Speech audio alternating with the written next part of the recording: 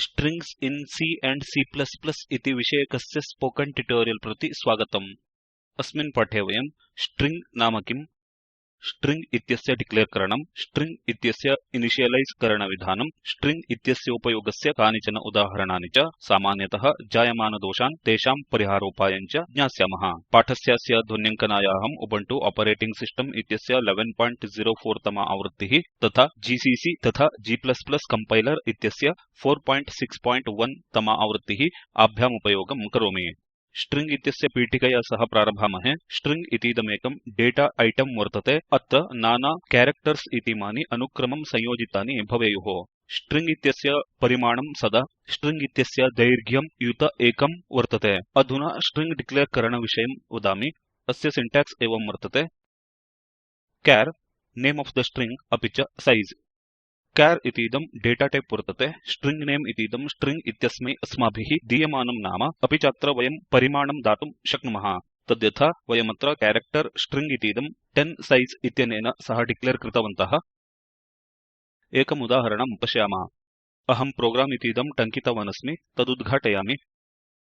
अस्माकं सञ्चिकायाः नाम string.c इत्यवलोक्यताम्। अस्मिन् प्रोग्राम मध्ये वयम् उपयोक्तृणा एकं शब्दम् इन्पुट रूपेण प्राप्य तत् प्रिंट कुर्मः। अधुना कोड विवरिष्यामि। इमानि अस्माकं हेडर फाइल्स् वर्तन्ते। अत्र string.h इतीदं स्ट्रिंग इत्यस्य उपयोगाय आवश्यकानि स्ट्रिंग इत्यस्य डिक्लेरेशन, फंक्शन तथा कान्स्टेंट्स् प्राप्तवदस्ति। यदा वयं स्ट्रिंग इतीदम् उपयुञ्ज्महे तदा इदं हेडर फाइल संयोजनीयम् अस्माभिः। इदमस्माकं मेन फंक्शन वर्तते। वयमत्र 30 साइज़ युतं strname इति स्ट्रिंग डिक्लेयर कुर्वन्तः स्मः। वयमत्र एकं शब्दं यूजर तः प्राप्तवन्तः स्मः। स्ट्रिंग इतीदं रीड कर्तुं %s इति फॉर्मेट स्पेसिफायर इत्यनेन सह scanf इतीदम् उपयोक्तुं शक्नुमः। स्ट्रिंग इत्यनेन सह स्पेस संयोजितुं वयं $sign अपि च n इतीदम् उपयुञ्ज्महे। पश्चात् वयं स्ट्रिंग मुद्रापयामः। अपि चेदमस्माकं रिटर्न स्टेटमेंट वर्तते। अधुना सेव् नुदन्तु। प्रोग्राम इतीदं एक्सिक्यूट कुर्मः। भवतां कीबोर्ड मध्ये Ctrl Alt तथा T कीलकानि युगपन् नुत्त्वा टर्मिनल विंडो उद्घाटयन्तु। कंपाइल कर्तुं GCC space string.c space -o space str इति टङ्कयित्वा एंटर नुदन्तु। एक्सिक्यूट कर्तुं ./str इति टङ्कयन्तु। अधुना एंटर नुदन्तु। Enter the string इत्यत्र दृश्यते। अहं talk to a teacher इति टङ्कयामि। अधुना एंटर नुदन्तु। The string is talk to a teacher इति आउटपुट दृश्यते। अधुना स्लाइड प्रति आगच्छामः। एतावद् वयं स्ट्रिंग डिक्लेरेशन विषयस्य चर्चां कृतवन्तः। अधुना स्ट्रिंग इत्यस्य इनिशियलाइजेशन कथमिति चर्चां कुर्मः। अस्य सिंटैक्स एवं वर्तते। char where name size equal to string। तद्यथा 10 साइज़ युतं name इति कैरेक्टर स्ट्रिंग डिक्लेयर कृतवन्तः। प्रिया इतीदमस्माकं स्ट्रिंग वर्तते। अन्यदेकं सिंटैक्स एवं वर्तते। char where name is equal to string within single quotes। तद्यथा char names 10 equal to within single quotes प्रिया।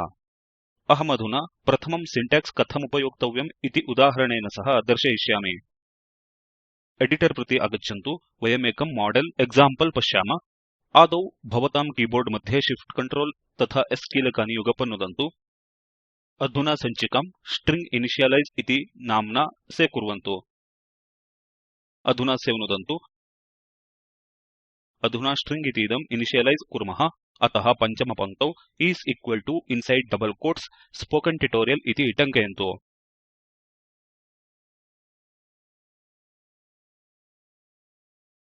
अधुना सेव् नुदन्तु। वयमधुना स्ट्रिंग इतीदं प्रिंट कुर्मः। इत्यतः इमे पङ्क्ति निष्कासयन्तु। सेव् नुदन्तु।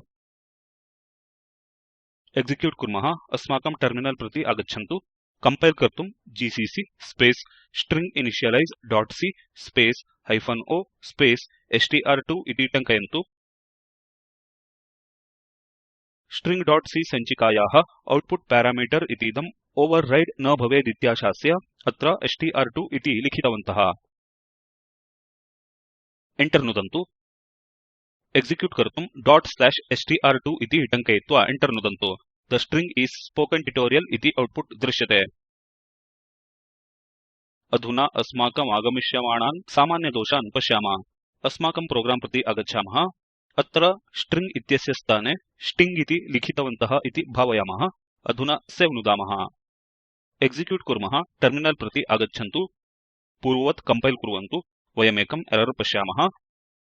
sting.h no such file or directory compilation terminated। Program प्रति आगच्छन्तु। अस्य दोषस्य कारणमस्ति यत् sting.h इति हेडर फाइल कंपाइलर द्वारा न अन्विष्टम्। अतः इदं एरर दृश्यते। इदं एरर सम्यक् कुर्मः। अत्र r टङ्कयन्तु। अधुना सेव् कुर्वन्तु। पुनः एक्सिक्यूट कुर्मः। टर्मिनल प्रति आगच्छन्तु। पूर्ववत् कंपाइल तथा एक्सिक्यूट च कुर्वन्तु। सत्यम्, इदं कार्यं कुर्वन् अस्ति। अधुना अन्यमेकं सामान्यम् एरर पश्यामः। अस्माकं प्रोग्राम प्रति आगच्छन्तु। अत्र char इत्यस्य स्थाने int इति टङ्कितमिति भावयामः। अधुना सवे नुदन्तु। किं भविष्यति इति पश्यामः। अस्माकं टर्मिनल प्रति आगच्छन्तु।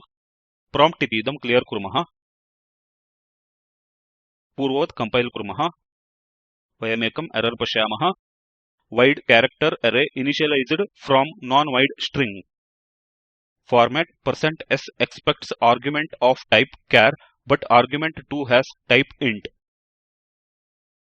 अस्माकं प्रोग्राम प्रति आगच्छन्तु। यतोहि वयं %s इतीदं स्ट्रिंग इत्यस्मै फॉर्मेट स्पेसिफायर रूपेण उपयुक्तवन्तः, तथा च इदं वयं इंटिजर डेटा टाइप रूपेण इनिशियलाइज कुर्वन्तः स्मः। इदं दोषं परिमार्जयामः। अत्र char इति टङ्कयामि। सवे नुदन्तु। एक्सिक्यूट कुर्मः। टर्मिनल प्रति आगच्छन्तु। पूर्ववत् कंपाइल कृत्वा एक्सिक्यूट कुर्वन्तु। सत्यम्, इदं कार्यं करोति। इदमेव प्रोग्राम C++ मध्ये कथं एक्सिक्यूट करणीयमिति पश्यामः।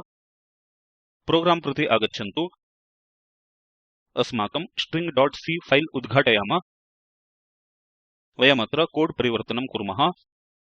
आदौ भवतां कीबोर्ड मध्ये Shift Ctrl तथा S कीलकानि युगपन् नुदन्तु। अधुना सञ्चिकां .cpp इति एक्सटेन्शन इत्यनेन सह सेव् कुर्मः। अधुना सेव् कुर्वन्तु। अधुना हेडर फाइल इतीदं iostream इति परिवर्तयामः। यूजिंग स्टेटमेंट संयोजयामः। अधुना सेव् नुदन्तु। अधुना डिक्लेरेशन निष्कासयामः। अपि च स्ट्रिंग वेरिएबल डिक्लेयर कुर्मः। स्ट्रिंग स्पेस strname सेमिकोलन इति टङ्कयन्तु। अधुना सेव् नुदन्तु। printf स्टेटमेंट इत्यस्य स्थाने cout स्टेटमेंट टङ्कयन्तु। अत्र क्लोजिंग ब्रैकेट उद्घाटयन्तु। scanf स्टेटमेंट निष्कास्य getLine opening closing bracket inside the brackets cin, strname इति टङ्कयन्तु। अन्ते सेमिकोलन टङ्कयन्तु। अधुना पुनः printf स्टेटमेंट स्थाने cout स्टेटमेंट लिखन्तु। फॉर्मेट स्पेसिफायर तथा /n च उद्घाटयन्तु। अधुना कोमा उद्घाटयन्तु। द्वे ओपनिंग एंगल ब्रैकेट्स उद्घाटयित्वा अत्र ब्रैकेट्स उद्घाटयन्तु। द्वे एंगल ब्रैकेट्स टङ्कयित्वा डबल कोट्स अन्तः \n टङ्कयन्तु।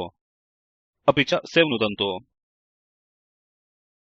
वयमत्र strname इत्येकं स्ट्रिंग वेरिएबल डिक्लेयर कृतवन्तः। C++ मध्ये वयं फॉर्मेट स्पेसिफायर नोपयुज्महे इत्यतः strname इतीदं स्ट्रिंग वेरिएबल इति कंपाइलर इत्यनेन ज्ञातं स्यात्। अत्र कैरेक्टर्स् अनुक्रमं प्राप्तुं getLine इतीदम् उपयुञ्ज्महे। इदं तान् स्ट्रिंग रूपेण स्थापयति। अधुना प्रोग्राम इतीदं एक्सिक्यूट कुर्मः। टर्मिनल प्रति आगच्छन्तु। प्रॉम्प्ट् इतीदं क्लियर कुर्मः। कंपाइल कर्तुं g++ space string.cpp space -o space str3 इति टङ्कयित्वा एंटर नुदन्तु। एक्सिक्यूट कर्तुं ./str3 इति टङ्कयित्वा एंटर नुदन्तु। Enter the string इति दृश्यते। अहं talk to a teacher इति ददामि। अधुना एंटर नुदामि। The string is talk to a teacher इति आउटपुट दृश्यते